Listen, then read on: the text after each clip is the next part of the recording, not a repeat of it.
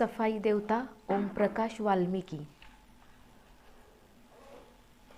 इस पुस्तक की सामग्री के लिए मुख्यतः साहित्यिक स्रोतों पर, लोकमानस की मान्यताओं, किंवदंतियों, साक्षात्कारों, सर्वेक्षणों पर निर्भर रहना पड़ा, जिनको जुटाना काफ़ी श्रम साध्य था। वाल्मीकि समाज एक अस्पृश्य श्रमिक समाज है, अतः उनके आर्थिक, सामाजिक, धार्मिक जीवन के साथ उच्चवर्णीय समाज के संबंधों का स्वरूप निश्चित करना जरूरी था।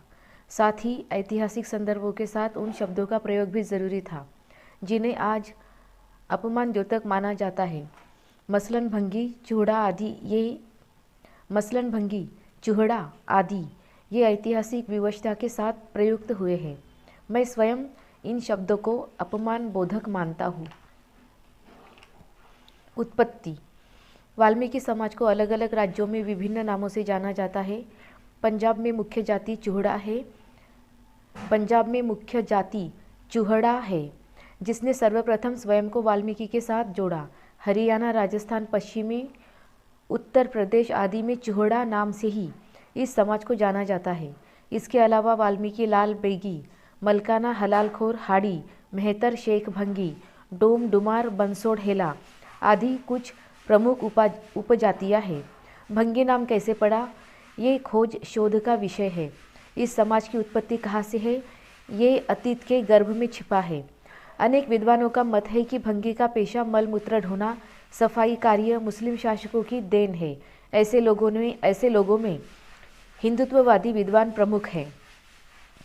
हिंदी के चर्चित एवं प्रतिष्ठित साहित्यकार अमृतलाल नागर ने इस समाज की पृष्ठभूमि पर नाचो बहुत गोपाल शीर्षक से एक उपन्यास लिखा था, जिसमें अमृतलाल नागर ने मार मार कर भंगी बनाना मुहावरे को ही स्थापित किया था। लेकिन हजारों वर्ष से हिंदू समाज में छुआछूत की जो दहला देने वाली व्यवस्था मौजूद है, उसकी ओर वे कोई संकेत नहीं करते हैं। सिर्फ नागर जी की ही स्थिति नहीं है, ज़्यादातर सृजन और बौद्धिक विमर्श से जुड़े लोग हैं, उन सबकी यही स्थिति है। इसका सबसे बड़ा साक्ष्य है कि भंगी समाज, जिसे हम वाल्मीकि समाज से संबोधित कर रहे हैं, वो उन्हीं स्थानों पर बहुतायत में है जहाँ ब्राह्मणवादी संस्कृति और धर्म का वर्चस्व है। पूर्वी राज्यों महाराष्ट्र, गढ़वाल, कुमायूं, बंगाल आदि में वाल्मीकि समाज का कोई अस्तित्व ही नहीं था। भगवान दास की भी मान्यता इसी तरह की है। वे कहते हैं भंगी जाति की अधिक संख्या उत्तरी पश्चिमी प्रदेशों में मौजूद थी। शायद इसका कारण ये रहा है कि इसी प्रदेश में बौद्ध धर्म जैन धर्म का अधिक प्रभाव रहा है और इसी भाग में ब्राह्मण धर्म नए सिरे से उभरने पर उन्हें घृणा की नज़र से देखा जाने लगा था।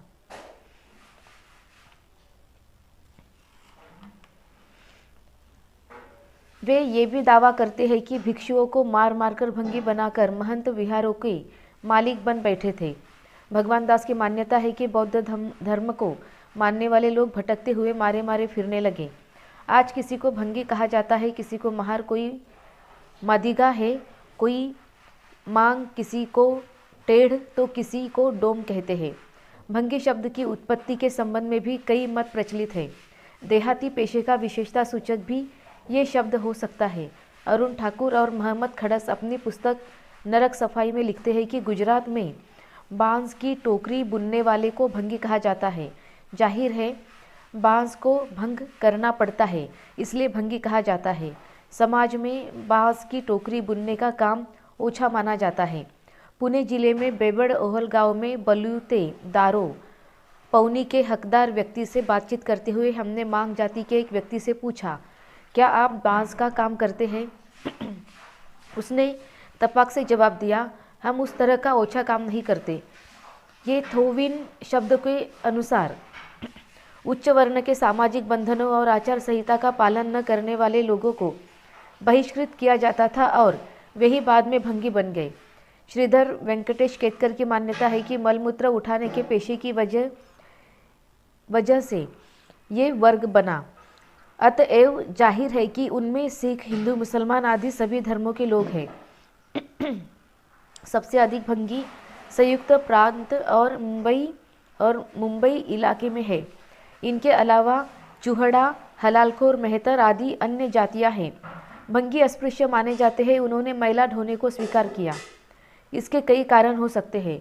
उन कारणों को बताना शायद केतकर जैसे विद्वान के लिए ज़रूरी नहीं था। ये उदासीनता ही है जो इस समाज के विकास में बाधक बनी है।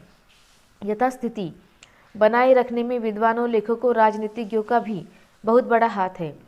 बॉम्बे गजेटियर के 8वें खंड में लिखा है, भंगी जाति 2000 वर्षों से है। जैसा कि आरंभ में ही कहा गया था कि हिंदुत्व की भावना के प्रबल समर्थक या उससे प्रभावित लोगों की धारणा है कि भारत में इस्लामी शासन से पूर्व यहाँ भंगी नहीं थे।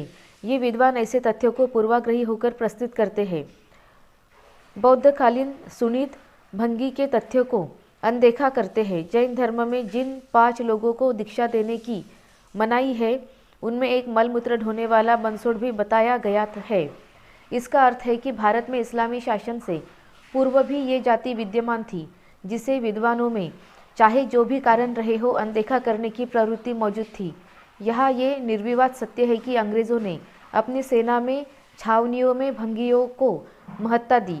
इसी कारण भंगी उत्तर भारत से समूचे देश में फैल गए।